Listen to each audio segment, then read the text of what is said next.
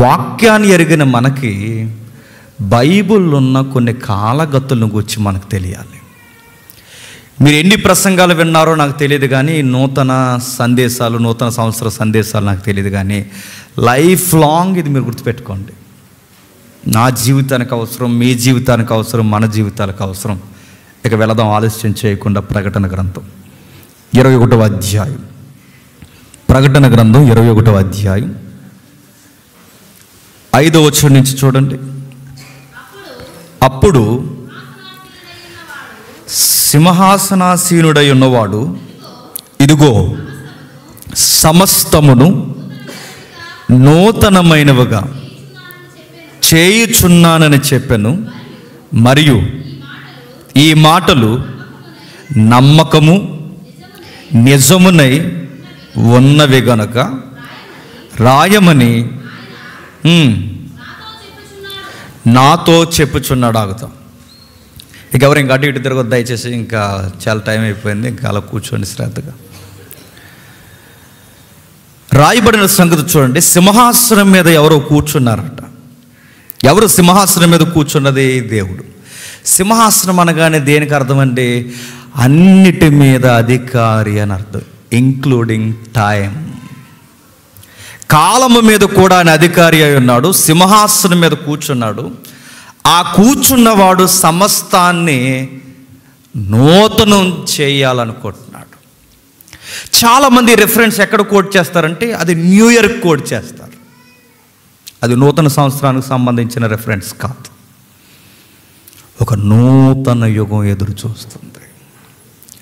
సమస్తాన్ని అంటే ఈ భూమిని, ఆకాశాన్ని, నక్షత్రాలను, ఈ కనబడుతున్న కాలాన్ని, కనబడని అనేకమైన పదార్థాలని, దృశ్యాన్ని, అదృశ్యమైన దాన్ని, మనకు కనబడుతున్న డైమెన్షన్స్, 3 డైమెన్షన్ ఏదైతే ఉందో, మనకు కనబడిన అదర్ డైమెన్షన్స్ ఏవైతే ఉన్నావో, వీటన్నిటినీ ఒక న్యూ వేలోకి తీసుకురావాలనుకుంటున్నాడు. అంటే ఒక ప్రాజెక్ట్ దేవుడికి ఉందన్నమాట. ఒక పెద్ద ప్రణాళిక దేవునికి ఉంది. ఆ పెద్ద ప్రణాళిక జరగాల్సి ఉంది, ఇంకా జరగలేదు, జరగాల్సి ఉంది. అయితే ఈ యుగాల గూర్చిన ప్రస్తావన మనకు తెలియాలి అంటే ఒక్క పదంతో బయలుదేరదాం. ఇక దర్యాప్తు లోతుల్లోనికి వెళ్దాం. మర్చిపోకండి, వాడి గురించి మనం వినబోతున్నాం. మీరు సీరియస్గా వినండి. గలతీలకు రాసిన పత్రిక, అపోస్తుడైన పౌలు గలతీలకు రాసిన పత్రిక 1వ అధ్యాయం 4వ వచనం. క్రీస్తు మనలను ప్రస్తుత దుష్టకాలము నుండి విమోచింపవలనని తనను తాను అప్పగించుకున్న. మనల్ని ఎక్కడి నుంచి విడిపించాలనుకుంటున్నాడట? దుష్టకాలము, దుష్టుడి యొక్క కాలము. ఒక దుష్టకాలంలో మనం ఉన్నామంటే మనం అనుకుంటున్నాం మనం 2023 నుంచే ఈడుపడుతున్నాం అనుకోకండి. 2023 అయినా, 2024 అయినా, 2025 అయినా, 2050 అయినా, మొత్తం ఈ కాలాన్ని బైబిల్ ఏముందో చెప్పినా ఇది ఈవిల్ ఏజ్ అందుదాన్ని. సాతాను యుగం, దుష్టయుగం. ఈ దుష్టయుగంలో దేవుడు మనల్ని బయటికి లాగాలనుకుంటున్నాడు. కేవలం మనం ఆలోచించేది ఇయర్ బై ఇయర్ ఇదే ఆలోచిస్తాం, కానీ మనం ఆలోచించాల్సింది ఒకటి ఉంది. ఆలోచించాల్సింది ఒక దుష్టు అంటే బైబిల్లో కాలాలు చెబుతుంది. అది 2023, 2024 కొరకు కాదు. కొన్ని కాలాలు ఉన్నాయి. అందులో కాలం నడుస్తుంది. ప్రస్తుతానికి నడుస్తున్న కాలం ఏంటంటే దయ్యపు కాలం నడుస్తుంది. వాడి మీద చూడండి, వీలైతే వాడి కాలం నడుస్తుంది. వాడి కాలం ఎలా నడుస్తుందంటే ఒక విషయాన్ని మనం గమనించాలి. వాడి కాలం నడవడానికి కారణం ఏంటో తెలుసా? ఒకరోజు ఈ కాలం స్టార్ట్ అయింది. ఎక్కడి నుండి? ఏదేను తోటలో నుంచి స్టార్ట్ అయింది. బాగా వినండి. ఏదేను వనములు అంటే మీకు అర్థమవుతుందో లేదన్నమాట. అంటే ప్రస్తుతానికి ఈ సమాజం మీద వాడే పనిచేస్తున్నాడంటే బైబిల్ రాడికల్ స్టేట్మెంట్ ఇస్తుంది. ఎస్, వాడే పనిచేస్తున్నాడు. మీరు అనుకుంటున్న జగన్ గారు కానీ, చంద్రబాబు నాయుడు కానీ, అక్కడ రేవంత్ రెడ్డి కానీ, అక్కడ కేసీఆర్ కానీ, సెంట్రల్లో ప్రధాని మోడీ కానీ, ఇవేం కాదండి. వెనకాల నేను మరలా చెప్తున్నాను, ఒకడు పని చేస్తున్నాడు. ఆ పని చేసేవాడు ఎక్కడి నుంచి పని చేస్తున్నాడంటే, అదిగో మీరు గమనిస్తున్నారు లేదు, అది ఊహా చిత్రం మాత్రమే. ఈ ప్రపంచాన్ని వాడు ఆవహించి ఉన్నాడు. ఈ ప్రపంచాన్ని వాడు ఆవహించి పట్టాడు. వాడు ఎక్కడి నుంచి ఉన్నాడంటే, ఇదిగో ఏదేను తోటలో నుంచి ఉన్నాడు. నేను అడుగుతున్నానండి క్వశ్చన్, మీరు బైబిల్ చదువుకున్నారు కనుక, సమస్త భూమి ఎవరిదండి? దేవుడిది. సమస్త సృష్టి ఎవరిదండి? దేవుడు. సమస్త మానవాళి ఎవరికి సంబంధించిన వారండి? కానీ విషయం చెప్పనా, సొమ్ము ఒకరిది, సోకొకరిది. ప్రస్తుతానికి జరుగుతున్న యుగం బైబిలే చెప్తుంది, ఇది దుష్టయుగం. మీరు మనుషులను గమనించండి, దుష్టయుగం. మనుషుల యొక్క చర్యలను గమనించండి, దుష్టయుగం. వాడు ఏం చేశాడంటే, వాడు మనుషులను తన కిందకు లాక్కున్నాడు. భూమి అయిందే, మనుషులు ఆయన వారే, కానీ వాడు ఎక్కడ నొక్కాలో అక్కడ నొక్కేశాడు. చాలా క్రూరుడు. వాడు ఏం చేశాడో తెలుసా?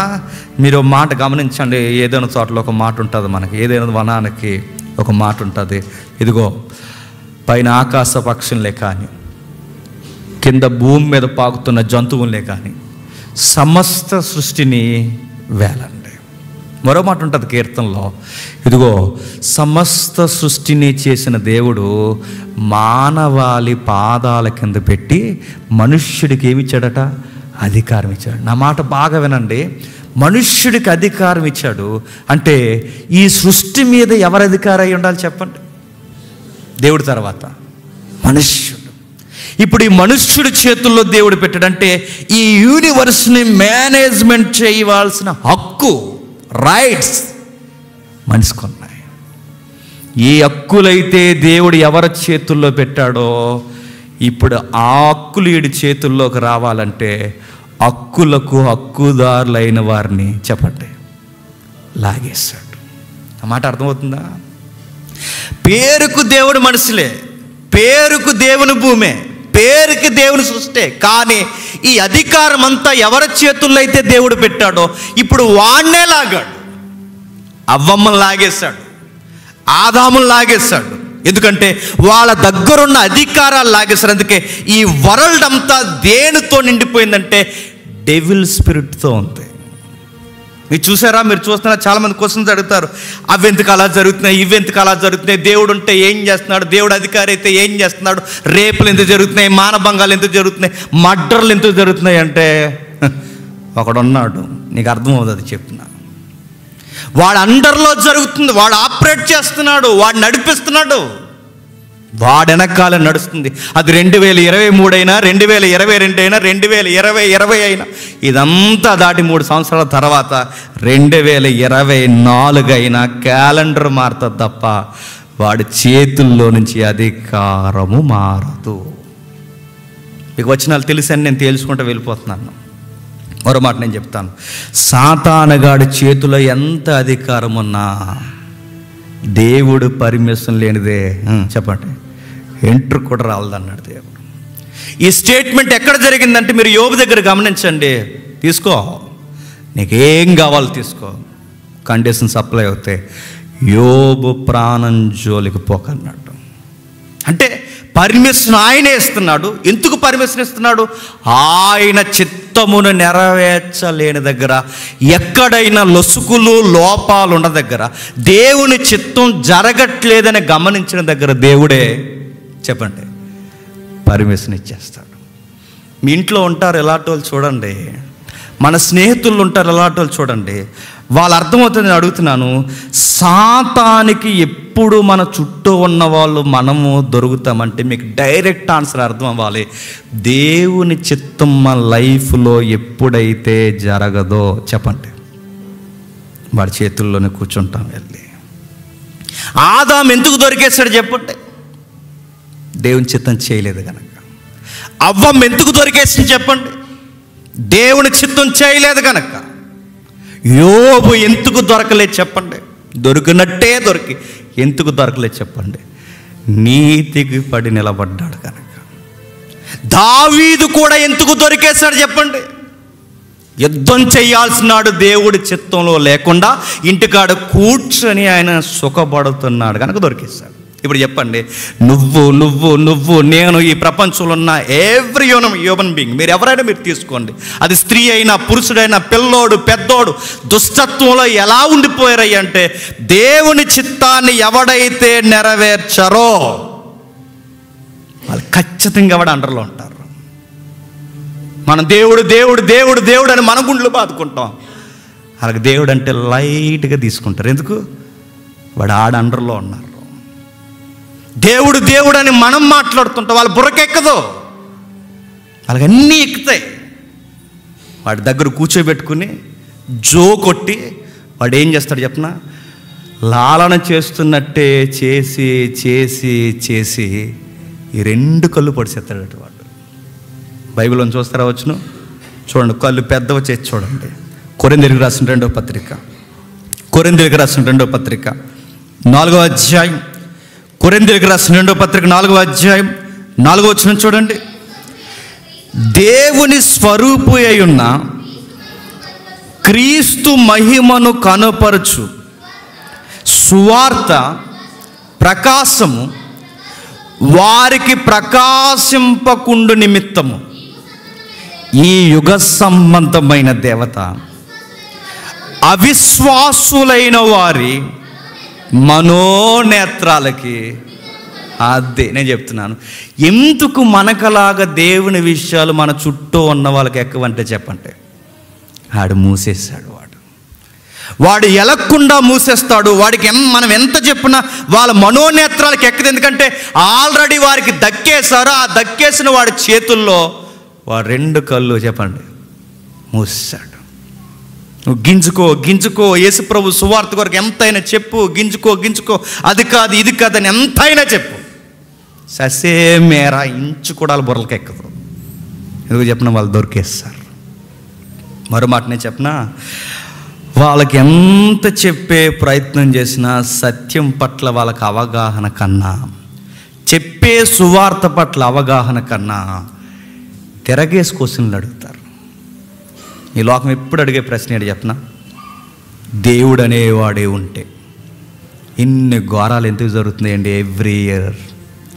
దేవుడు అనేవాడే ఉంటే జనాలను చంపేసే కరోనా వ్యాధులు ఎందుకు వస్తాయండి?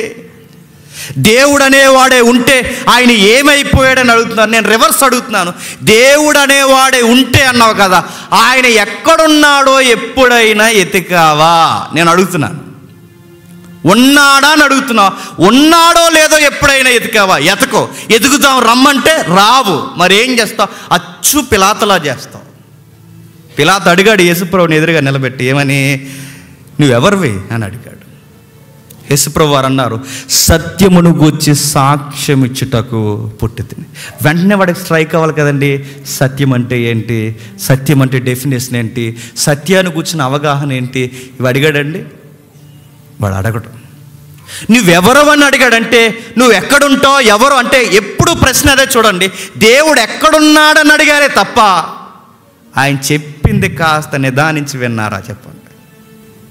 పైపెచ్చుకాడు ఏం చేశాడండి, సత్యమును గూర్చి, నేను సత్యమును గూర్చి సాక్ష్యం ఇవ్వడానికి పుట్టానంటే అసలు సత్యం అంటే ఏంటని అడగకుండా పక్కకు పోయి ఆడి పనులు ఆడు చేసుకుంటూ చేతులు గడుపుకుంటున్నాడు.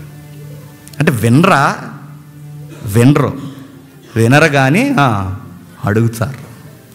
సత్యమును గూర్చి వినరు కానీ అడుగుతారు. ఏమని అడుగుతారంటే ఏమైపోయాడు, ఎక్కడున్నాడని అడుగుతున్నారు. అదే ఆ ఎక్కడున్నాడని అడుగుతున్న వారు గూర్చి ఎక్కడున్నాడని మేము చెప్తున్నాం.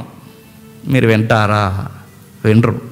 ఎందుకు వినరు చెప్తున్నా, ఆడు మూసేశాడు. ఎవరు చెప్పండి? ఆడు విన్నెవడు, చూడనివ్వడు. ఎంతమంది మనం కూర్చున్నాం, ఇన్ని లక్షల మంది జనాభాలో వీళ్ళందరూ ఇప్పుడు సరిగ్గా ఈ టైంకి ఎక్కడ తిరుగుతారండి? ఎక్కడ తిరుగుతారు చెప్పండి? ఎందుకు తిరుగుతారో తెలియదండి, ఎందుకు పరిగెడతారో తెలియదండి, ఎందుకు ఆ కేకులు జల్లుకుంటారో తెలియదండి, ఎందుకు ముగ్గులేస్తారో తెలియదండి. అసలు ఏంట్రా అంటే మీరు గమనించండి, అదో రకమైన ట్రాన్స్లో ఉంటారు. చూసారా? ఆ మబ్బు అలా ఉంటుంది. ఎందుకు చేస్తున్నారా, మీరెందుకు చేస్తున్నారంటే వాళ్ళు చేశారు కదరా, అంతే, అంతకు మించి ఏమీ లేదు. ఇంకా మీరు ఎందుకు వేస్తున్నారా ముగ్గు అంటే, మరి అలా వేసారు మనం అయిపోతే బాగోదు కదరా. ఎందుకు వేస్తున్నారంటే ఏమీ లేదు, బాయ్ 23 వెల్కమ్ 24. నువ్వు ముగ్గేసావని వచ్చేస్తుంది. అది ఏం చేస్తారు ఏం అర్థం కాదు. నేను మరలా అడుగుతున్నాను, పోనీ ఇలాంటివి ఏమీ నమ్మరు.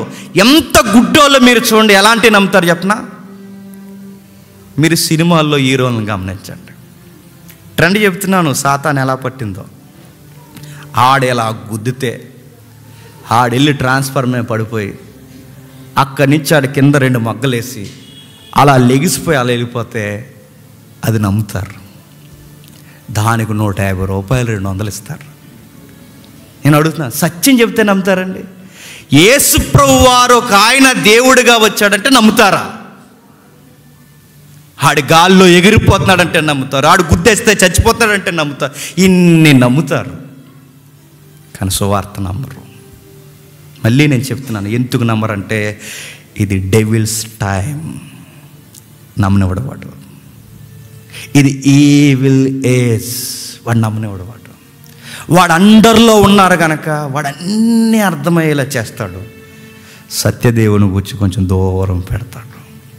అలా వచ్చే వారం వెళ్దామన్నా చర్చికి, ఇలాంటివన్నీ చెప్తుంటాడు వాడు. ఇంకా హెబ్బీ ఉంది కదండి, వాడు ఎలా మాయ చేస్తాడు చూడండి. ఫేస్బుక్ ఉంది కదా, ఇన్స్టాగ్రామ్ ఉంది కదా, ఈ సోషల్ యాప్స్ ఉన్నాయి కదండి. ఫేస్బుక్కి ఎంతమంది ఫ్రెండ్స్ ఉండొచ్చు అంటే 5,000 మంది ఉండొచ్చు. నాకు 2 బుక్లు అయిపోయినాయి. అంటే 5,000 మంది ఫ్రెండ్స్ నిండిపోయారు. విషయం చెప్పనా, సాతానుగాడు వేసి వార్లు ఎలా ఉంటాయి చూడండి. కళ్ళ ముందున్న ఏ స్నేహితులు మనం బొరకెక్కరు, కానీ అసలు ఆడెవడో తెలియని ఈ ప్రపంచంలో స్నేహాలు మనం వెతుకుతాం. మాట మీకు అర్థమవుతుందా? కళ్ళ ముందున్న స్నేహితులు మనకి ఎక్కరు, కళ్ళ ముందున్న సహోదరులు మన బుర్రకెక్కరు. కానీ మన బుక్లో మాత్రం ఎంతమంది స్నేహితులు ఉంటారండి? 5,000 మంది. వాడు బిస్కెట్ ఎలా వేస్తాడు చెప్పనా? నీ కళ్ళ ముందున్న వాళ్ళతో మాట్లాడనివ్వకుండా నీకు ఎంతసేపు ఎక్కడో ఈ వరల్డ్లో ఉన్నవాళ్ళు ఏం స్టేటస్లు పెట్టారు, ఏం ఫోటోలు పెట్టారు, అప్డేట్స్ ఏంటి, ఇవాళ జోగొట్టి 2023 అంతా తెలియకుండా టైం అంతా బుక్స్ ఉంటే దిబ్బెత్తాడు. ఆ మాట మీకు అర్థమవుతుందా? ఫేస్బుక్లు ఇన్స్టాగ్రామ్లు వచ్చిన తర్వాత బంధాలు బలపడ్డాయి అంటారా? ఉన్న బంధాలు ఊడిపోయి అనవసరమైన బంధాలు ఊహల్లో తేలుతున్నామంటారు? చెప్పండి. మాట్లాడుకుంటున్నారండి భార్య భర్తలు, స్నేహితులు మాట్లాడుకుంటున్నారండి. ఆవిడ అటేవుగా ఫోన్ అట్టుకుంటుంది, వీడు ఇటేవు ఫోన్ అట్టుకుంటారు. పిల్లల మధ్యలో పడుకుని అలా తిరిగి వీళ్ళ మొఖాలు ఇంతే వాళ్ళు నిద్ర వస్తారు. బంధాలు బలపడుతున్నాయి చెప్పండి. ఫ్రెండ్ ఒకడు వచ్చి మాట్లాడుతుంటే ఆడు మనతో మాట్లాడుతున్న మనం చెత్తంతా నొక్కుంటాం. ఆడేసాడు ముసుగు, దాని పేరే నెట్, ఇంటర్నెట్. ఆ నెట్లో ఎట్టాడు ఈ పెట్టలన్నిటిని అలా పెట్టి పడుకోండి తిరగండి. ఆ నెట్లో అలా ఊపుతున్నాడండి వాడు. నేను అడుగుతున్నాను, ఈరంతా నువ్వు ఫేస్బుక్తో గడిపితే నువ్వు వాడు వల్లలోనే ఉన్నావు, గుర్తుపెట్టుకో. ఈరంతా నువ్వు వాట్సాప్లోనే గడిపితే, నేను మళ్ళీ చెప్తున్నాను, వాడు వల్లలోనే ఉన్నావు, గుర్తుపెట్టుకో. దేవుని చిత్తము కాలము వ్యర్థమైపోతుందని ఒకవేళ నువ్వు గ్రహించకుండా అక్కడే నువ్వు టైం పాస్ చేస్తే, నేను మళ్ళీ చెప్తున్నాను, దేవుని చిత్తం చెయ్యని ఆదాము దొరికేశాడు, దేవుని చిత్తం చెయ్యని అవ్వ దొరికేసింది, దేవుని చిత్తము కాలాన్ని ఉపయోగించని దావీదు దొరికేశాడు, దేవుని చిత్తంలో యామరపాటుకున్న సంసోను దొరికేశాడు. ఒకవేళ ఈ 2023లో నువ్వు అలా ఉన్నాయేమో, ఆల్రెడీ దొరికేసి వాడి దగ్గర ఉన్నాయేమో, జాగ్రత్త. దాన్ని ఇంకా కంటిన్యూ చేస్తున్నాయేమో. నీ టైం అంతా అని అడుగుతున్నాను, ఎక్కడ గడుపుతున్నావు? కనీసం 1 గంట ఈ ఏడాదిలో మానకుండా బైబిల్ చదివా? బాత్రూంలో కట్టిపోతున్నాం ఫోన్. మనం టిఫిన్ చేసే దగ్గర ఫోన్ చేస్తాం, భోజనం చేసే దగ్గర ఫోన్ చేస్తాం, బాత్రూంలో ఫోన్ చూస్తాం, అన్నిట్లో ఫోన్ పట్టుకెళ్ళి ఏం చేస్తున్నా? ఆ బాత్రూంలో ఏమైనా దేవుని పాటలు వింటావా? ఆ భోజనం చేస్తున్నప్పుడు ఏమైనా వర్తమానం వింటావా? చెత్త అంతా స్టేటస్లు ఎవరు పెట్టేవారు చూస్తాను, అడుగుతున్నాను. ఇప్పుడు మీకు వచ్చేస్తుంటాయి 12 అవుతులకు వచ్చేస్తే దడ వచ్చేస్తాయి. Happy new year. అడుగుతున్నాను, ఎంత టైం కేటాయించి వాళ్ళు మెసేజ్లు పెడుతున్నారండి. నేను అడుగుతున్నాను, ఈ ప్రపంచం తెలియకుండానే ఒక ట్రాన్స్లో నడుస్తుంది. మీరు చూసారా? దాన్ని బైబిల్ అంది దుష్టయుగం అంతే.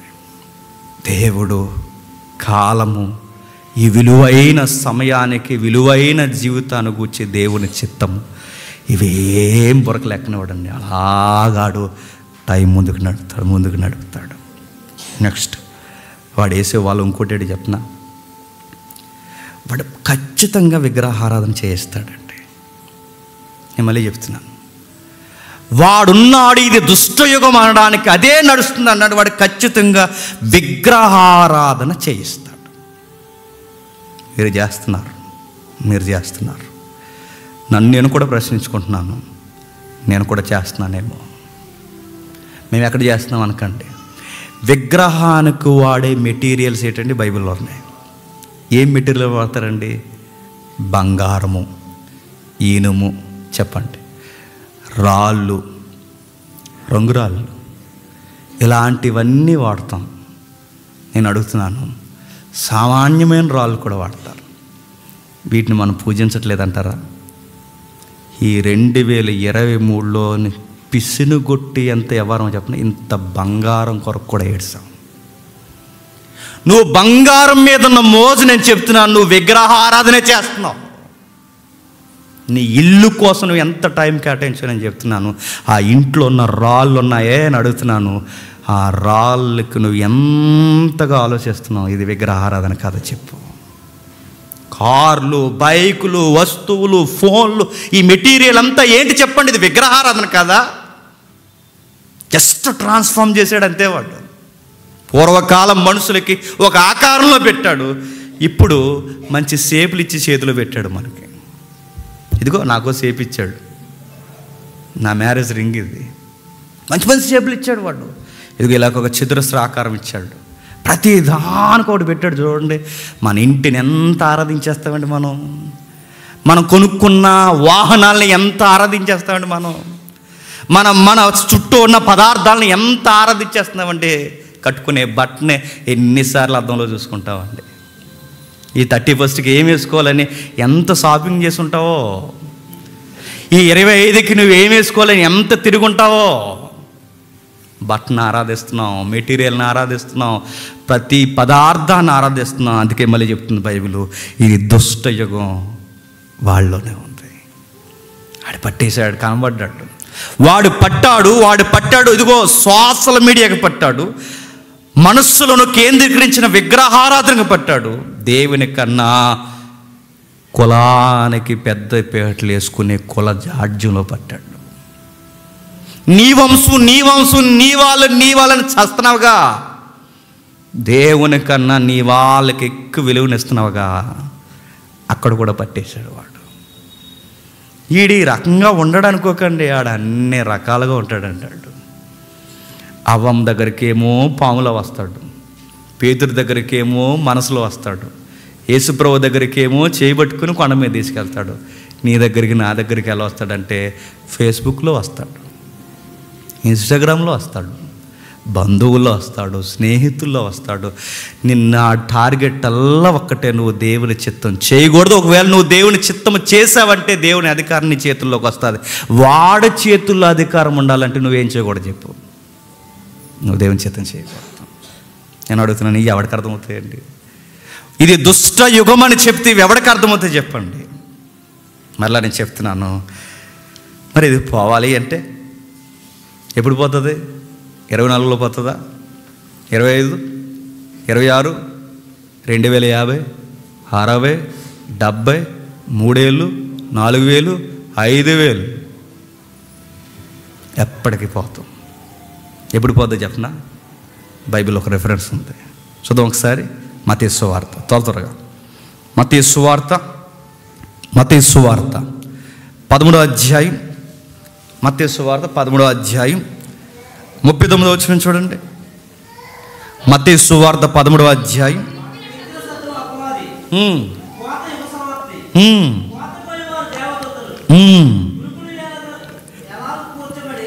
గురుకులు ఎలాగూ కోర్చబడి అగ్నిలో కాల్చివేయబడినో అలాగే యుగ సమాప్తి యందును జరుగును. ఇప్పుడు చెప్పండి, ఒక న్యూ వే అనేది ఎప్పుడు వస్తుంది చెప్పండి?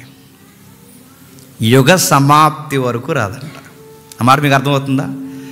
ఒక కొత్త కాలము, ఒక కొత్త యుగము, ఒక కొత్త జీవితము, ఇదిగో ఇది దుష్టులు, వీళ్ళ నీతిమంతులని, ఈ రెండు ఎప్పుడు ఏరవుతాయంటే 24లో అవ్వో, 25లో అవ్వో, 26 కాదు, 2050 కాదు, 3000 కాదు, 4000 కాదు. మరి ఎప్పుడు అంటే ఎప్పుడో మనకు తెలియదు. కానీ ఒకటి, యుగ సమాప్తి ఎప్పుడు జరుగుతుందో చెప్పండి, అప్పుడు ఏరవుతుందట. అప్పటి వరకు గురుగులు గోధుమలు అంటే నీతిమంతులు అనీతిమంతులు కలిసి ఉంటారు. ఇప్పుడు ఎవరు వాడు అండర్లో ఉన్నారో ఎవరికి తెలియదు. కానీ ఒక సైన్ ఉంది, గుర్తండి చెప్పనా? ఎవరు దేవుని చిత్తము నెరవేరుస్తారో చెప్పండి, వాళ్ళు గోధుమలు.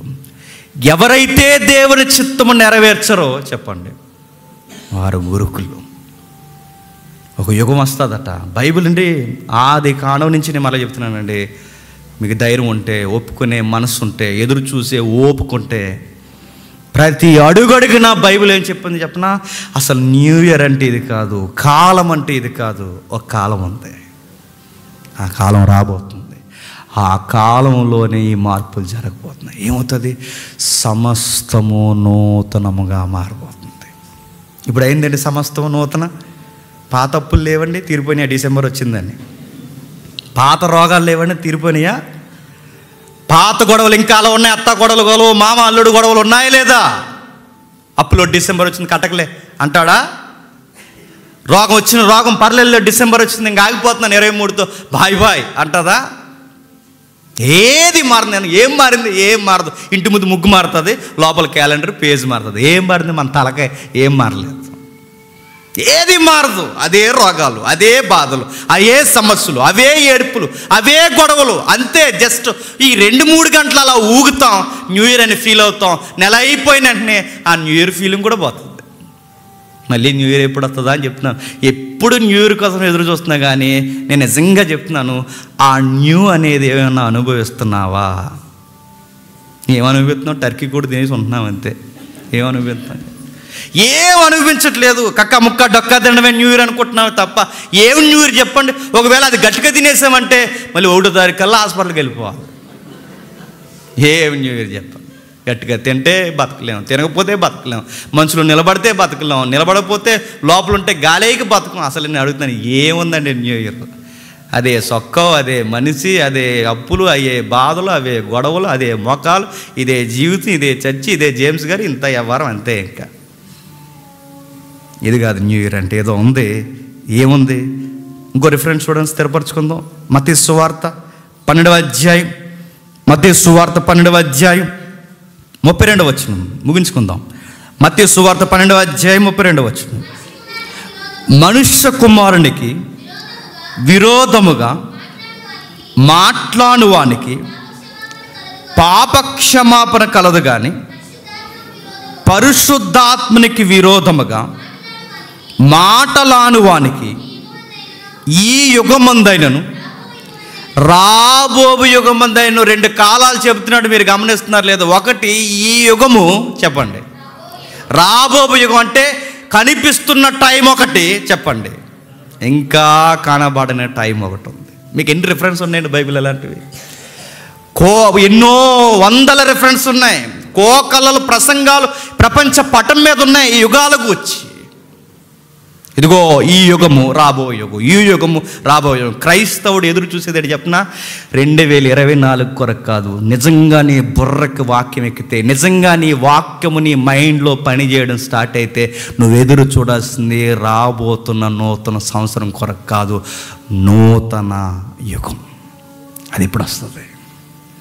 అందుకే మనకు చూడండి, ఈ వాక్యంలోకి వచ్చిన తర్వాత ఒకప్పుడు న్యూ ఇయర్ అంటే ఏదో పెద్ద ఫీలింగ్. ఈ వాక్యం అర్థమైన తర్వాత న్యూ ఇయర్ అంటే పెద్ద ఫీలింగ్ లేదు. ఇది కాదు న్యూ ఇయర్ అంటే. అసలు న్యూ ఇయర్ ఉంది, అది ఎప్పుడు వస్తుంది? నా ప్రభు ఎప్పుడు వస్తాడు? నా న్యూ ఇయర్ ఎప్పుడు జరుగుద్ది? యుగ సమాప్తి ఎప్పుడు జరుగుద్ది? ఏర్పాటు ఎప్పుడు జరుగుద్ది? ఆ లైఫ్, ఆ జర్నీ, ఆ డైమెన్షన్ ఎప్పుడు స్టార్ట్ అవుతుంది?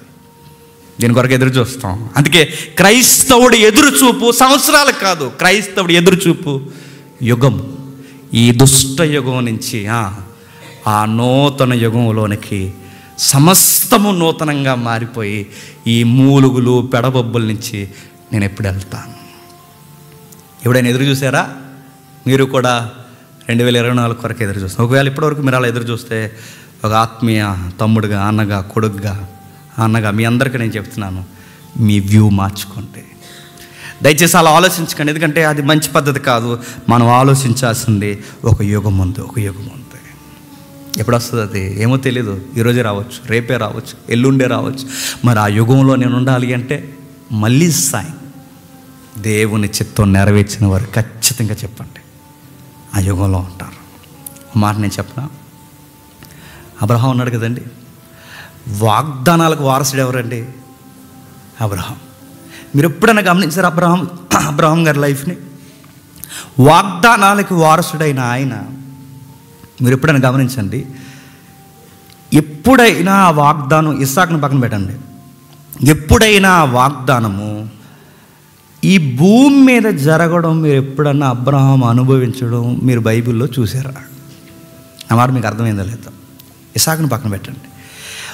వారసుడు, వాగ్దానాలకు వారసుడైన అబ్రహాము ఎప్పుడైనా ఈ భూమి మీద ఇది నెరవేరుతాదని అబ్రహాము ఎదురు చూసినట్టు మీరు ఎప్పుడైనా బైబిల్లో చదివారా? అసలు అబ్రహాం మైండే ఎక్కడ లేదంటే, ఒక యుగం రాబోతుంది, ఒక మహాపట్టణం ఉంది, అది పునాదులు కలిగిన పట్టణం, నాకు లైఫ్ అక్కడ కావాలి, ఎక్కడ కాదు. అందుకే అంత దేశాన్ని ఇస్తే అబ్రహాం ఏం చేశాడు చెప్తున్నా, ఈ యుగంలో నాకు ఏ ప్యాలెస్లు వద్దు, ఆ యుగంలో పునాదులు కలిగిన పట్టణంగా. అంటే ఆ పూర్వం నుంచే ఆ మనుషులకి ఈ యుగం కోసం తెలుసు అన్నమాట. ఇన్ని యుగాలు మారిపోయినా మనకు తెలియట్లేదు, ఇన్ని అయిపోయినా తెలియట్లేదు. మోసేని మీరు గమనించండి, అస్సలు దీని మీద మనసు లేదట, సింహాసనం వద్దట, పేరు వద్దట, నువ్వు పెద్ద ఎంపరర్గా ఉండవయ్యి అంటే వద్దట, నెక్స్ట్ ఫరో నువ్వు అంటే వద్దట. మరి నీకేం కావాలి? అక్కడ కావాలి. వీళ్ళందరికీ తెలుసు అంటే వీళ్ళందరికీ తెలుసు కనుక పెంటతో సమానంగా ఎంచుకున్నారు ఈ విగ్రహ సంబంధమైనవి. మనం అందరం పెంట అంతా మీద వేసుకుని అబ్రహాం దీవెన అంటున్నామ్మా.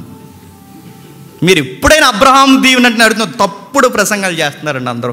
అబ్రహాం దీవెన, అబ్రహాం దీవెన అని, అబ్రహాం దీవెన అని ఈ యుగాన్ని చూపిస్తున్నారు తప్ప అబ్రహాం దీవెన అంటే ఈ యుగము కాదు, రాబో యుగమందు మనసు ఉంచాడని ఒక్క ప్రసంగాలు మీరు వినండి, ట్రెండింగ్ ప్రసంగాలు ఒక్కడ కనబడదు. అంత ప్రాస్పరిటీ ప్రసంగాలు, అంత ఈ యుగ సంబంధమైన ప్రసంగాలే తప్ప ఆ యుగానికి పోవాలని ఒక్కరు. పౌలు గారు ఒక మాట అంటారు, మీకు తెలుసు రెఫరెన్స్, ఎవడైనను ఈ జీవిత కాలం మట్టుకంటే ఈ యుగానికి మాత్రమే యేసుక్రీస్తును ఎంబడించిన ఎడల, చెప్పండి, మనుషులందరికన్నా, చెప్పండి, మళ్ళీ చెప్పండి, ఇంకొకసారి చెప్పండి, పర్యాయపదం చెప్పండి, పనికి మాలినోళ్ళు.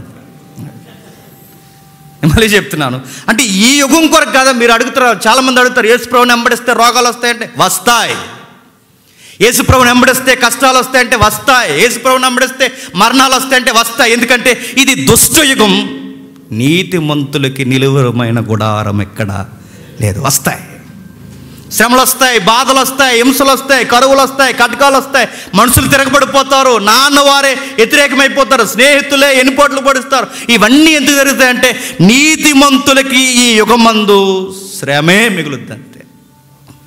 చచ్చిపోతారు, లాస్ట్కి ఏమైపోతారు, చివరికంటే చనిపోతారు. ఎందుకంటే ఈ యుగములో తృప్తి లేదు లేదు లేదు.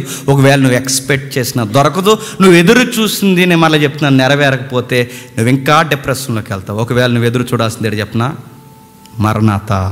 చెప్పండి, అంటే దాని అర్థం ఏంటి చెప్పండి, యేసయ్యా త్వరగా రమ్ము. ఎందుకు చెప్పండి, మరణాత అంటే బైబిల్ మిషన్ అనుకోకండి. మరణాత త్వరగా అంటే త్వరగా రమ్మంటే దాని అర్థం ఏంటి చెప్పండి, రా, మాకు నిలువురమైన గురాడం ఇక్కడ లేదు. కొండల్లో తిరిగాం, వాగుల్లో తిరిగాం, అడవుల్లో తిరిగాం, మేక చర్మాలు కప్పుకున్నాం, జంతు చర్మాలు కప్పుకున్నాం, ఏడ్చాం, పరుగులెట్టాం, రంపాలతో కోయించుకున్నాం. ఎందుకంటే మాకు తెలుసు ఈ దుష్ట యుగంలో మాకు నివాస స్థలము శాశ్వతం కాదు. మరో రెఫరెన్స్ చూడండి, పెద్ద ఆయన చెప్తున్నాడు. లూకా సువార్త 20వ అధ్యాయం, లూకా సువార్త 20వ అధ్యాయం 35వ వచనం.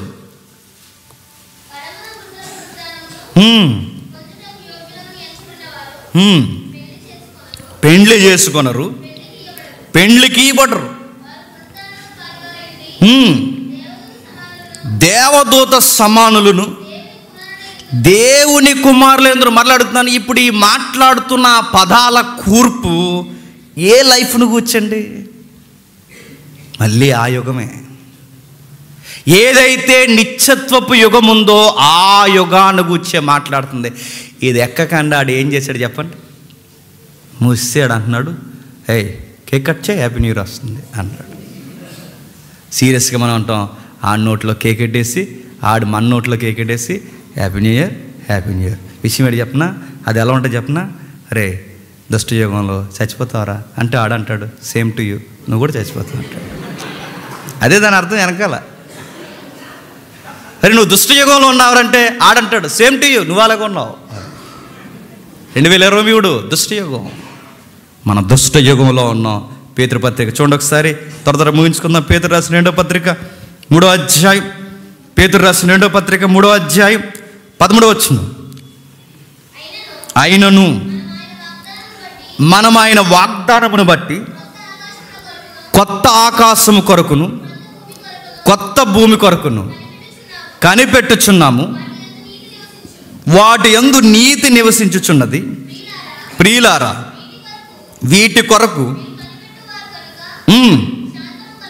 శాంతము గలవారై ఆయన దృష్టికి నిష్కలంకులుగాను నిందారహితులుగాను. అసలు విశ్వాసులు దేని కొరకు ఎదురు చూడాలట చెప్పండి? నూతన సంవత్సరం కొరకు కాదు, చెప్పండి, నూతన ఆకాశం కొరకు. విశ్వాసులు దేని కొరకు ఎదురు చూడాలి చెప్పండి? నూతన భూమి, నూతన ఆకాశము, నూతన యుగం. ఎప్పుడు న్యూ అవుద్ది చెప్పండి? నూతన యుగం వచ్చినప్పుడు. ఈ భూమి ముక్కుతూ మూలుగుతూ తిరుగుతుంది కదండి, ఇది ఒక నూతనత్వం వస్తుంది. ఈ కాలం ముక్కుతూ మూలుగుతూ నడుస్తుంది చూసారా, దీనికి ఒక నూతన యుగం వస్తుంది.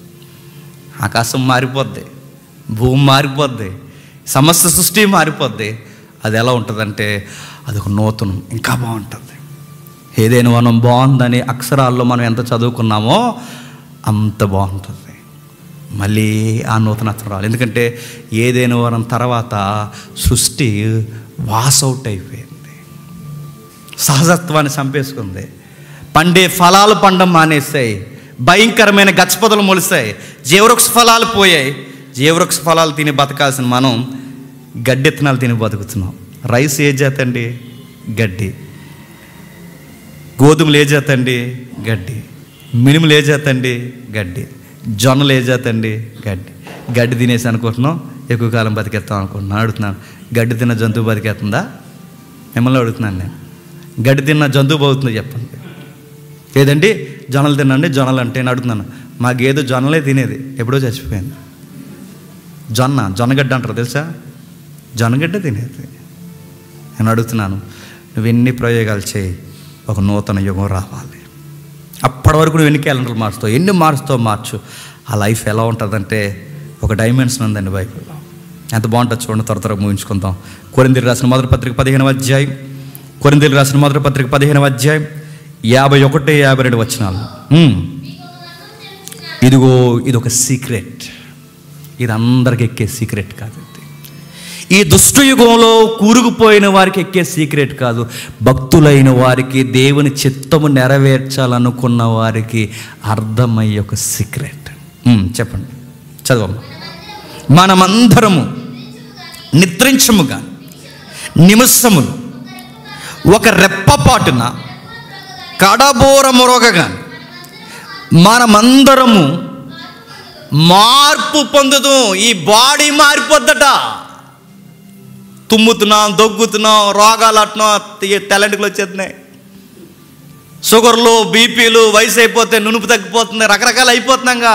ముక్కు మీద మచ్చలు, నుదుడి మీద మచ్చలు, ఏటి కణాలు చచ్చిపోతున్నాయి. బొగ్గుల మీద మచ్చలు, ఎక్కడెక్కడో మచ్చలు, ఇవన్నీ కణాలు చచ్చిపోతున్నాయి. అడుగుతున్నాను, ఒకరోజు ఆ లైఫ్ అంతా పోతుందంటే ఎలా ఉంటుందంటే ఒక మంచి ఆకారం వస్తుందంట. ఎలా ఉంటుంది? మాకు రెఫరెన్స్ కావాలండి. అసలు ఎలా ఉంటుందని మీరు బైబిల్ నడితే ఒక రెఫరెన్స్ ఏడు చెప్తున్నా, అచ్చు యేసుప్రభులో ఉంటామంట. ఆ యోహాన్ గారు అంటారు, ఆయన ఎలా ఉంటాడో, ఆయన ప్రత్యక్షమైనప్పుడు ఆయన ఎలా ఉంటాడో, ఆయన యందు విశ్వాసం ఉంచిన వారు కూడా చెప్పండి ఎగ్జాక్ట్ అలాగా ఉంటారంట. ఇంకా అర్థం అవ్వలేదా? ఇంకా నేను చెప్తున్నాను. ఆ లైఫ్ ఎలా ఉంటుందంటే అప్పటికప్పుడే ఎమ్మాయి మార్గంలో కనబడ్డాడు, అప్పటికప్పుడే నిమిషాల వ్యవధిలో యెరూషలేములో కనబడ్డాడు, అప్పటికప్పుడే నజరేతుకు వచ్చాడు, అప్పటికప్పటికే శిష్యులతో మాట్లాడాడు, తమతో మాట్లాడాడు, ముయ్యబడిన తలుపులు ముయ్యబడి ఉండగానే లోపలికి వెళ్ళిపోయాడు. నేను అడుగుతున్నాను, ఇవి ఎలా జరిగిపోతున్నాయి అంటే ఆ డైమెన్షన్ అలాంటిది, ఆ లైఫ్ అలాంటిది. ఒకవేళ చదువుకున్న ఉన్నారు కనుక మళ్ళీ ఒకసారి వివరిస్తాను. మనం 3 డైమెన్షన్లో మాత్రమే బతుకుతున్నామండి ప్రజెంట్. మనం 3 డైమెన్షన్ అంటే ఫ్రంట్ బ్యాక్, అంటే ముందుకి వెనక్కి, ఈ రెండు కలిపితే ఒక డైమెన్షన్. మనం ముందుకు వెళ్ళగలం, వెనక్కి వెళ్ళగలం. రెండో డైమెన్షన్ ఉంది, పక్కకి వెళ్ళగలం, పక్కకి వెళ్ళగలం, ఇది రెండో డైమెన్షన్. పైకి వెళ్ళగలం, కిందకి రాగలం, 3 డైమెన్షన్. ఇంతకు మించి ఇంకేమైనా వెళ్ళగలమా? మూలకి వెళ్తున్నాం అనుకోండి, అది లెక్కలోకి రాదు. దీన్ని 3 డైమెన్షన్ అంటారు. 4th డైమెన్షన్, 5 డైమెన్షన్, 6, 7, 8, 9, 10 డైమెన్షన్ ఉన్నాయట. ఐన్స్టీన్ చెబుతున్నాడు. అవి ఎలా ఉంటాయంటే అది అర్థమవుతాడు. అది ఎలా ఉంటుంది చెప్పండి. ఇదిగో ఇలా చూస్తుండగానే ఇప్పుడు మనం ఇలా నడిచి ఇలా రాగలమని చెప్పండి, ఇలా ఆ డైమెన్షన్లో వస్తాం. ఆ డైమెన్షన్ ఎలా ఉంటుందంటే ఇప్పుడు నువ్వు ఇక్కడి నుంచి రాజమండ్రి నుంచి కాకినాడ వెళ్ళాలంటే నీకు 1 hour 2 hours పడుతుంది. కానీ ఆ డైమెన్షన్ అంటే చెప్పిన జస్ట్ జూమ్ చేసినట్టు వెళ్ళిపోతావు అంతే. ఆ లైఫ్లో ఆ డైమెన్షన్ వేరు. 1 డైమెన్షన్ ఉంటుంది. మీరు చూడండి, మీరు యూట్యూబ్లో ఎన్ని పొంకాల వీడియోస్ ఉన్నాయి. ఇవి 1 డైమెన్షన్ జీవులు ఉంటాయి. అవి ఎదరే చూస్తే 1 డైమెన్షన్ అంటే దానికి ఎంత తెలియదు మనకి. మనం ఉన్నామా, ఈ ప్రపంచం వాటికి అర్థమవుతుంది. 2 డైమెన్షన్ జీవులు ఉంటాయి, వెనక్కి వెళ్తాయి, ముందుకు వెళ్తాయి, ఆ పక్కకి వెళ్ళడం, ఎదరికి వెళ్ళడం, ఈ ప్రపంచం వాటికి తెలియదు. మనం 3వ స్టేజ్లో ఉన్నాం. 3 డైమెన్షన్ జీవులు మనం. 4th డైమెన్షన్లో, 5 డైమెన్షన్లో, 6th డైమెన్షన్లో, 7, 8, 9, 10 డైమెన్షన్లు ఎవరు ఉంటారంటే నేను అడుగుతున్నాను, ఈ డైమెన్షన్ అన్నీ దాటిన ఆవలు ఉన్నాడు నువ్వు నమ్మే దేవుడు. గుర్తుపెట్టుకో. అది ఎలా ఉంటుంది? మేఘాల మీద రావడం ఏంటంటే అదొక డైమెన్షన్. అది మూయబడిన తలుపుల్లోంచి వెళ్ళడం ఏంటి, అదొక డైమెన్షన్. అది ఇది ఎలా అంటే అదొక లైఫ్, అదొక ఇంతైన లైఫ్. అది చూడకుండానే చాలా చెప్పగలం. ఆదాము అనుభవించాడు ఒక యాంగిల్లో. ఆదాము కూడా అసలు అవ్వను ఎలా చేశాడు, అప్పుడు మత్తు ఇంజక్షన్లో ఉన్నాడు. కానీ ఆదాము అవ్వ ఎలా వచ్చిందో చెప్పగలడు. అదొక డైమెన్షన్. అలాంటి లైఫ్ మనం పోగొట్టేసుకున్నామంటే మనం ఎంతో మూలుగుతూ ఏడుస్తున్నాం. బైబిల్ చెప్తుంది అచ్చు యేసుప్రభులో ఉంటాం. పునరుద్ధానం చెందిన తర్వాత ఎలా ఉంటామంటే యేసుప్రభులాగే ఉంటాం. రెప్పపాటున లోకాలు మారుతాం. రెప్పపాటున. నేను అడుగుతున్నాను, ఒక మాట చెప్పండి. చంద్రుడి దగ్గరికి వెళ్ళాలంటే 3 రోజులు 6 రోజులు పడుతుందండి. నక్షత్రం నుంచి నక్షత్రం దగ్గరికి వెళ్ళాలంటే వెళ్ళలేరు, ఎప్పటికీ వెళ్ళరు, అవ్వదు. ఎందుకంటే శాస్త్రవేత్తలు నిర్ధారించారు ఇది కాంతి సంవత్సరం. నక్షత్రం దగ్గరికి వెళ్ళడానికి ఎంత అయితే ఈ విశ్వంలో కోట్ల నక్షత్రాలు ఉన్నాయి. సూర్యుడి దగ్గరికి వెళ్ళడమే చాలా మన వయసు. సూర్య కుటుంబాన్ని దాటడానికే మన వయసు సరిపోదు. కానీ విషయం ఏంటి చెప్పిన, బైబిల్లోనట ఆత్మ చనిపోతున్నట రెప్పపాటున సెకండ్స్లో ఈ యూనివర్స్ని దాటి వెళ్ళిపోతారు. అర్థమవుతుందా? నూతన సంవత్సరం అంటే 23 కాదు చెప్పండి. నూతన సంవత్సరం అంటే 24 కాదు చెప్పండి. నూతన సంవత్సరం అంటే ఏదో టైం ఉందబ్బా, బైబిల్ అది చెప్తుంది. దాని కొరకు నేను ఎదురు చూడాలి. దాని కొరకు నేను ఏం చేసినా పర్లేదు. నా ఫ్యామిలీ, నా జాబ్, నా టైం, నా లైఫ్లో నా ఎనర్జీ, నాకు ఏవైతే ఉన్నావో అవన్నిటినీ ఆ యుగం కొరకు నేను ఎంత పెట్టుబడి పెట్టినా తక్కువ కాదు. ఇది దేవుని చిత్తం. మరో మాట చూడండి, ఆ లైఫ్ ఎలా ఉంటుందంటే చెప్తున్నాడు ఒక మాట. అబ్రహాము, లోతుని మీరు గమనించండి. అబ్రహాము ఏ యుగాన్ని ఎతికాడండి? రాబోతున్న యుగాన్ని ఎతికాడు. లోతు ఏ యుగాన్ని ఎతికాడండి చెప్పండి? ఈ యుగాన్ని ఎతికాడు. ఈ యుగాన్ని ఎతికినోడు ఏమైపోయాడో మనకు కనబడ్డాడు. ఆ యుగాన్ని ఎతికినోడు ఎలా ఉన్నాడో కూడా కనబడ్డాడు. ఇంకా మీకు అర్థం కావాలంటే ఆ యుగంలో ఎలా ఉంటుందంటే యెషయా గారు చూచాయిగా చెప్పారు. ఎలా ఉంటుందో తెలుసా? ఒకసారి చదవండి. యెషయా గ్రంథం 11వ అధ్యాయం యెషయా గ్రంథం 11వ అధ్యాయం, యెషయా గ్రంథం 11వ అధ్యాయం, యెషయా గ్రంథం 11వ అధ్యాయం 6, 7, 8 వచనాలు. చిరుతపులి మేకపుల్ల యొద్ద పడుకొనును, దూడయు కొదమ సింహమును, వారు వాటిని తోలెదరు. ఆవులు ఎలుగులు కూడి మేయును, వాటి పిల్లలు ఒక్క చోటనే పండుకొనును. ఎద్దు మేయినట్లు సింహము గడ్డి మేయును. పాలు పడుచు పిల్ల నాగుపాము పుట్ట యొద్ద. మీకు ఎవరో దేవుడు కానీ గుర్తొస్తాడు నాగుపాము పుట్ట అంటే. నాగుపాము పుట్ట యొద్ద పిల్లలు ఆడుకుంటారట. మీకు అర్థమవుతుందా? ఈ లైఫ్ అంతా ఎప్పుడుండే చెప్పినా ఏదైనా తోటకు ముందు ఉండేదండి. సింహం గడ్డి మేసేదండి ఏదైనా తోటలు అంటే. రక్తం మరలా చెప్తున్నాను, రక్తం ఒలిగిపోవడం లేదు, గుర్తుపెట్టుకోండి. జీవుల్ని చంపుకు తినే లక్షణాలు లేవు, గుర్తుపెట్టుకోండి. శాపభరితమైనది, భయంకరమైనది ఇలాంటివి లేవు. ఆ లైఫ్ ఎలా ఉంటుందంటే, ఆ లైఫ్ చెప్తున్నాడు ఒక నూతన యుగం రాబోతుంది.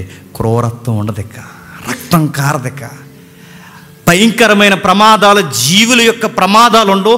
ఈ విషయం వల్ల మనం మరణిస్తామన్న ప్రమాదం లేదు. అసలు అక్కడ క్రూరత్వం అనే సంకేతమే లేదు. పోలిగ్గా చెప్తున్నాడు ఆ లైఫ్ ఎలా ఉంటుందంటే, ఇదిగో చాలా సాధు జీవితం, నెమ్మదిగా, మనశ్శాంతిగా. అండి ఈ ఇంకొక అరగంట దాటేస్తే అరగంట అవతల 30 నిమిషాల్లో ఎక్కడో తెలియని ఆనందం ఉంటుంది, చూసారండి. అది ఇప్పుడు ఉంటే ఎంత బాగుంటుందండి. మరి చెప్తుంది ఇప్పుడు అలాగే ఆ ఫీలింగ్ ఎలా ఉంటే ఎంత బాగుంటుంది. నేను అడుగుతున్నాను, అంతకన్నా కొన్ని కోట్ల రొట్లు ఆ ఫీలింగ్ నీకు ఉంటుంది ఆ రోజు, గుర్తుపెట్టుకో. భూమి మీదట భక్తులు ఏడుస్తారట, ప్రభు ఏడు ప్రభు ఈ లైఫ్ ఏంటి ప్రభు. ఎందుకంటే ఎంత భక్తులైనా శ్రమలు తప్పవు కదండి. ఏడుస్తామట. ప్రకటన గ్రంథంలో అంటాడు, ఎప్పటివరకు ఏడుస్తామంటే ఆ యుగంలో నిలబడే వరకు ఏడుస్తాం.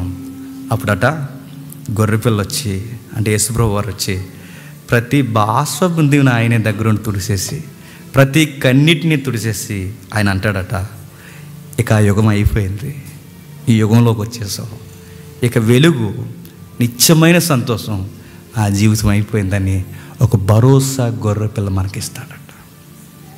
నేను అడుగుతున్నాను, అన్నానికి ఏడుస్తున్నాం, భోజనానికి ఏడుస్తున్నాం, బట్టకి ఏడుస్తున్నాం, ఆర్థిక ఇబ్బందులకి ఏడుస్తున్నాం, రోగాలకు ఏడుస్తున్నాం, సమాధానం లేక ఏడుస్తున్నాం, ప్రేమలు దొరక్క ఏడుస్తున్నాం, ఇవన్నీ ఏడుస్తున్నాం. మనుషులు ఎందుకబ్బా ఇలా ఉన్నారంటే, అంత్య దినాలలో ఇది దుష్టయుగం గనక మనుషులు ఇలాగ ఉంటారు. అజితేంద్రియులు, తల్లిదండ్రులకు అవిధేయులు, మూర్ఖులు, కూర్లు, మాట తప్పువారు, అబద్ధికులు, అనురాగరహితులు, లిస్ట్ ఉంది కదండి, కిరాణా స్టోర్ లిస్టు. ఇవన్నీ ఎందుకు ఎలా ఉన్నారంటే అలాగే ఉంటారు. ఎందుకంటే అందరూ ఆడి కింద ఉన్నారు, వాడు అలాగే ఉంటారు, వాడు అలా నడిపిస్తున్నాడు. దీని నుంచి ఎప్పుడు వచ్చేస్తామంటే, యుగ సమాప్తి యందు గోధుమలైన దేవుని చిత్తం నెరవేర్చే బిడ్డలను బయటకు తీసేస్తాడు. యుగ సమాప్తి యందు వాడు అండర్లో ఉన్న దుష్టుని వెంబడించిన వారిని తీసుకెళ్ళి కట్టగట్టి ఆ పాతాళం అనే దాంట్లో మందగా పడేస్తాడు. ఈ నీతిమంతులను తీసుకెళ్ళి చెప్పండి ఆ నిత్యమైన నివాసంలో పెడతాడు. ఇంత విన్నాక ఇది నిజమేనంటారంటే, నువ్వు పనికిమాలినవన్నీ 150 రూపాయలు ఇచ్చి నమ్ముతున్నావు, నువ్వు పనికిమాలిన చెత్తంతా నమ్ముతున్నావు. దానివల్ల నీ జేబుగాలి తప్ప దానివల్ల ఉపయోగం లేదు. ఇది నమ్ము, ఇది నమ్మడం వల్ల నువ్వు నష్టపోయేది ఏమీ లేదు. లేదండి ప్రస్తుతాన్ని నేను నమ్మనప్పుడు నమ్ముతానంటే నేను అడుగుతున్నాను, అప్పుడు నమ్మకం లెక్కల్లోనికి రాదు.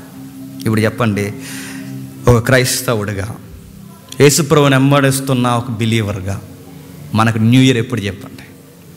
24, 25 ఇవేమీ కాదు, ఇవి జస్ట్ క్యాలెండర్ మారుతుంది. క్రైస్తవుడిగా నా న్యూ ఇయర్ ఎప్పుడో చెప్పినా, ఆయన రావాలి, ఆ కాలంలో నేను ఉండాలి, నన్ను తీసుకెళ్ళి అక్కడ పెట్టాలి, ఆ సమతుల్యమైన జీవితం రావాలి, ఆ గొర్రెపిల్ల సాధువైన జీవితం రావాలి, అప్పుడు నాకు న్యూ ఇయర్ స్టార్ట్ అవుతుంది. అప్పటి వరకు క్యాలెండర్లు మారుతాయి, ముగ్గులు మారుతాయి, మనుషులు మారుతారు, అప్పులు మారుతాయి, బాధలు మారుతాయి, అన్నీ మారుతాయి. ఎన్ని మారినా ఈ మూలుగు మారదు. ఎప్పుడు పోద్దంటే ఆయన వచ్చినప్పుడు చెబుతాడు, మరణాత త్వరగా రమ్ము రమ్ము రమ్ము. చివరి ప్రకటన గ్రంథంలో కూడా అదే జ్ఞాపకం చేశాడు. ఒకసారి చూడండి 22వ అధ్యాయం ప్రకటన గ్రంథం 22వ వచనం. ప్రకటన గ్రంథం 22వ అధ్యాయం 22వ వచనం. ప్రకటన గ్రంథం 22వ అధ్యాయం 22వ వచనం చూడండి. ఈ సంగతులను గూర్చి సాక్ష్యమిచ్చువాడు అవును త్వరగా వచ్చుచున్నానని చెప్పుచున్నాడు. ఆమేన్. ప్రభు అయిన యేసు రమ్ము. చూసారా, యోహాను పద్మాసులంకలో కనిపెట్టింది 2024 కోసం కాదు. చెప్పండి, యేసు ప్రభువా త్వరగా రమ్ము. పౌలు అడిగాడు, నిన్ను ఎప్పుడు చూడాలని ఎదురు చూస్తున్నా అన్నాడు. యెషయా నిన్ను ఇంకా దగ్గరకు వచ్చి దర్శించాలన్నాడు. మోసే ఈ సింహాసనం వద్దు, నాకు అక్కడ కావాలన్నాడు. అబ్రహాము ఆ పునాదులు కలిగిన పట్టణంలో కావాలన్నాడు. ఇదిగో అందరూ ఎతికింది ఆ యుగ సంబంధమైన భాగమేనండి. ఆ యుగ సంబంధమైన పైనున్న విషయాలు ఎతికారే తప్ప ఈ యుగ సంబంధమైన ఏ విషయాలు వాళ్ళు ఎతకలేదు. ఇప్పుడు బోధలన్నీ ఏ యుగాని కోసం జరుగుతున్నాయి చెప్పండి. కార్డులు ఇచ్చేస్తారు ఇప్పుడు, ఇంకో అరగంటలో కార్డులు. ఏ యుగానికి నడుతున్నాను, ఏ యుగానికి ఇస్తారు కార్డులు చెప్పండి? ఈ యుగానికే. మరి పోయిన సంవత్సరం తీసుకున్న ఆ కార్డు ఏమైంది? అదొకటి నెరవేరిందా? ఒకవేళ నెరవేరిన అడుగుతున్నాను ఇక్కడ శాశ్వతంగా ఈ ఇయర్ నుంచి అదే కంటిన్యూ అవుతుందా? అసలు వాగ్దానాలకు వారసుడైన వాడికే ఈ భూమి మీద వాగ్దానాలు నెరవేరలేదు. మరి అబ్రహాం పిల్లలు అని చెప్పుకుంటున్న మనకి ఇక్కడ నెరవేరుతాయి అంటారు చెప్పండి? బైబిల్ అంతా ఏ లైఫ్ కోసం చెప్తుందో చెప్పినా ఆ లైఫ్ అక్కడ నెరవేరుతాయి. నిత్యమైన స్వాస్యము, నిత్యమైన బంధువులు, నిత్యమైన స్నేహితులు, నిత్యమైన తండ్రి, ఆశ్చర్యకరుడు, ఆ ఆలోచనకర్తతో నిత్యం మనం ఉంటాం. అది నిత్యము ఉండేది వాడబారుంది. ఆ న్యూ ఇయర్ కొరకు ఎదురు చూద్దాం. ఇది మీ బుర్రకెక్కితే, దేవా తెలుసో తెలియకో ఇన్ని రోజులు నేను ఇదే న్యూ ఇయర్ అనుకున్నాను అనుకుంటే ఒప్పుకో ప్రభా, నా మనసు ఈ సంవత్సరాల మీద కాదు ఆ యుగం మీద పెట్టిదేవా. ఈ జీవితం కొరకు నేను వెంబడించక ఆ జీవితం కొరకు వెంబడించేలా నాకు నేర్పించు ప్రభువా. నా కళ్ళకు పట్టేసిన సాతాను మేఘాలు మబ్బులు తీసివే ప్రభువా. నీ చిత్తం నెరవేర్చాలన్న ఆశను నాలో లేపి వాడు అంధకారం నుంచి నన్ను విడిపించి ఆ అంధకారం నుంచి నీ అధికారం కిందకి నన్ను తెచ్చుకో. యేసు ప్రభు అదే కదని చెప్పాడు, పరలోకమందున్న మా తండ్రి నీ రాజ్యము వచ్చిగా రావాలి, ఆయన త్వరగా రావాలి. ఈ భూమి మీద ఉన్న ఆయన రాజ్యంలోకి అందరూ రావాలి. ఈ రాజ్యాన్ని ఆయన త్వరగా తీసుకెళ్ళిపో. దేవుడు మిమ్మల్ని అందరినీ దీవించునుగాక. ఆమేన్, ఆమేన్, ఆమేన్.